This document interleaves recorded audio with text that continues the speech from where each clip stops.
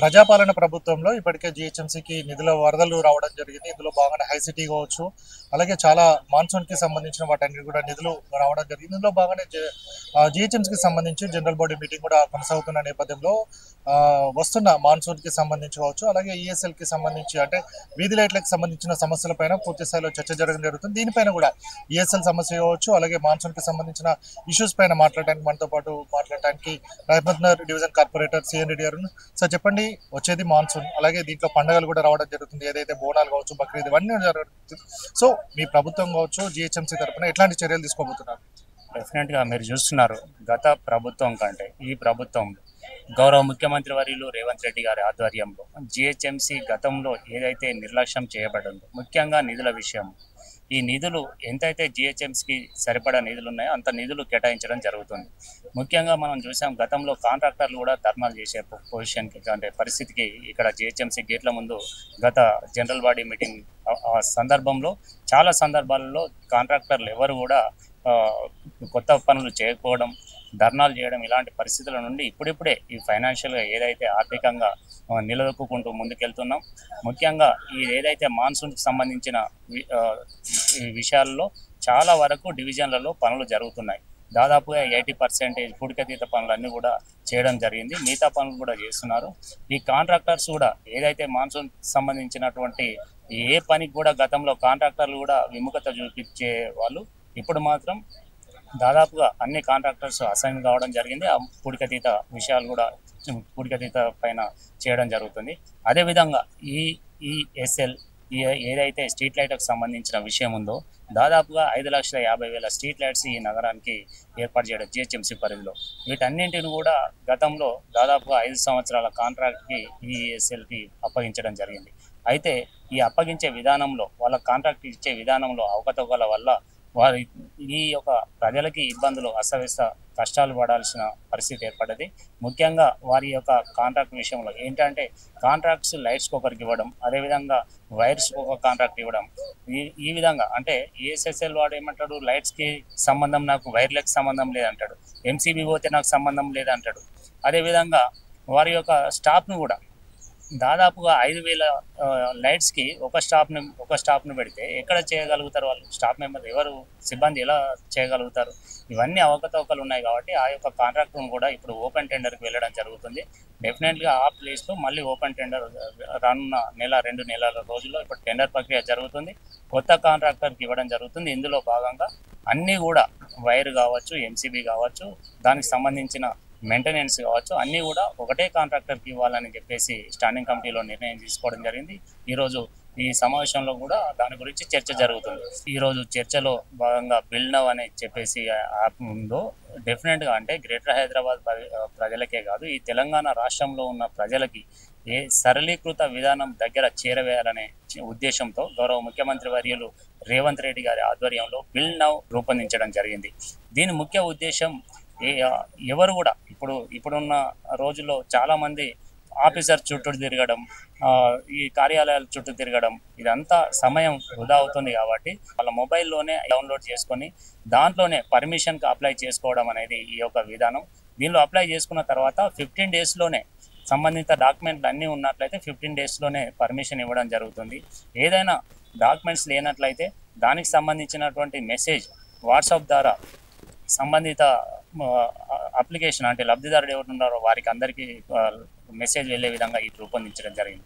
అయితే ఈరోజు చర్చలో ముఖ్యంగా ఈ బిల్ నౌలో ఏదైతే రిజిస్టర్డ్స్ భూములకు సంబంధించినది మాత్రమే ఉంది కాబట్టి, మేము కూడా ఈ యొక్క కాంగ్రెస్ పాలనలో గౌరవ ముఖ్యమంత్రి వర్యులు రేవంత్ రెడ్డి గారి ఆధ్వర్యంలో పేద ప్రజలకు న్యాయం జరగాలనే ఉద్దేశంతో నోటరీ ల్యాండ్స్ ఎక్కడైతే ఉన్నాయో, ఈ యొక్క ప్రభుత్వం ల్యాండ్స్ ఉన్నట్లయితే అక్కడక్కడ చాలా వరకు స్లమ్లలో, ఉదాహరణకు నా రహమత్‌నగర్ డివిజన్లోనే చాలా వరకు పేద ప్రజలు 70 గజాలు, 80 గజాలు, 100 గజాల్లో నిర్మించుకున్నటువంటి ఇళ్ళకి పర్మిషన్ లేదు. ఎందుకు పర్మిషన్ లేదు అంటే అది సేల్ డీడ్ లేదు కాబట్టి, రిజిస్టర్డ్ ల్యాండ్ కాదు కాబట్టి.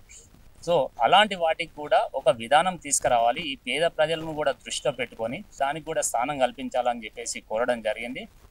ఎందుకంటే గ్రేటర్ హైదరాబాద్ పరిధిలో ఉన్నటువంటి చాలా స్లమ్ముల్లో పర్మిషన్ లేకుండానే కట్టుకోవడం జరుగుతుంది. 3-4 ఫ్లోర్ల వరకు కట్టుకోవడం జరుగుతుంది. ఈ యొక్క స్లమ్ముల్లో ఉండే నోటరీ ల్యాండ్స్కి ఒక ఇల్లు కట్టుకున్నప్పుడు పేదవాడు ధైర్యంగా ఇల్లు కట్టుకునే విధంగా ఈ యొక్క రూపకల్పన చేయాలని చెప్పేసి చెప్పడం జరిగింది. కాబట్టి రానున్న రోజుల్లో ఈ జిహెచ్ఎంసీ ఉన్న ప్రజలందరికీ కూడా ఏది మంచి కావాలో, ఏది చేస్తే మంచి జరుగుతుందో ఆ పనులపైన డెఫినెట్గా దృష్టి పెడతాం.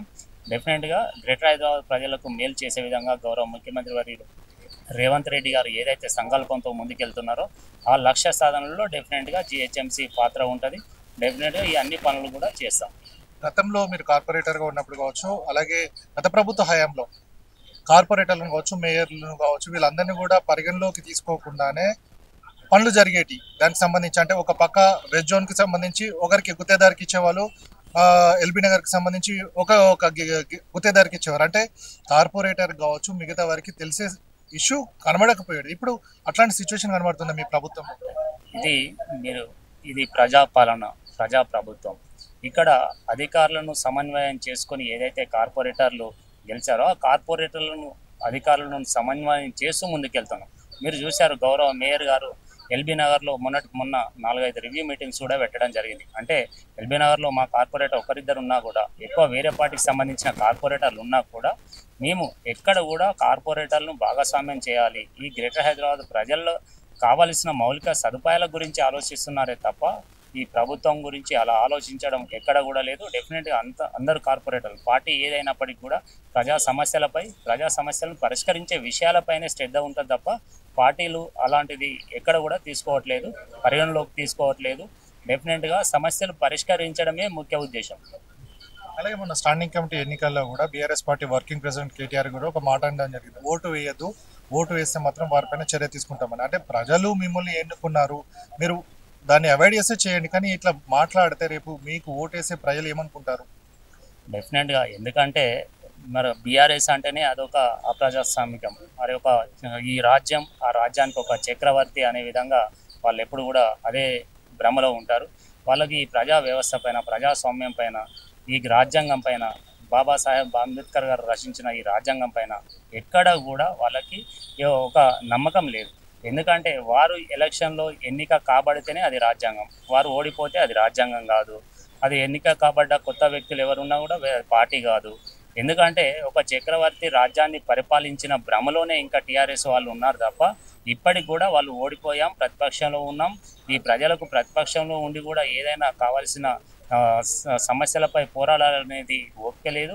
ఎందుకంటే మొన్నటికి జరిగిన స్టాండింగ్ కమిటీలో కూడా ఓటు వేయాల్సింది ఉండే, సరే నీకు ఇష్టం లేకపోతే నోట పైన ఓటు వేయాల్సింది ఉండే.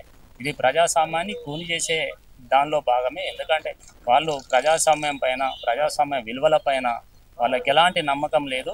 ఒక చక్రవర్తిలాగా ఉండాలనేది వాళ్ళ సంకల్పం.